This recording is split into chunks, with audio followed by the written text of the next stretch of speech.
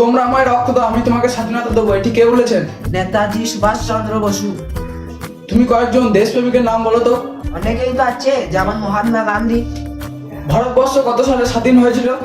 Sir 1942 সালে হওয়ার কথা ছিল, হতে হতে ওটা 1947 সালে হয়েছে। আচ্ছা বলো তো, আকাশে কতগুলি তারা আছে? স্যার সেটা তো জানা যায়নি, কিন্তু বিজ্ঞানীরা গবেষণা করছে। ঠিক আছে, এবারে তুমি আসতে পারো। নেক্সট।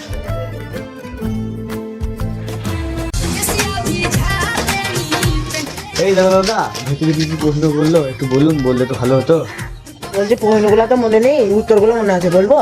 তাই বলুন, তাতেই চলবে। প্রথম হলো সুভাষচন্দ্র বসু, দ্বিতীয় হলো ঠিক আছে যেমন Mahatma Gandhi. Good morning sir. হ্যাঁ হ্যাঁ, গুড মর্নিং গুড মর্নিং। তোমার নাম কি? স্যার নেতাজি সুভাষচন্দ্র বসু। अच्छा তোমার বাবার নাম কি? স্যার অনেকেই তো আছে, যেমন মহাত্মা গান্ধী। ठीक है। আচ্ছা, তোমার জন্ম কত সালে হয়েছিল?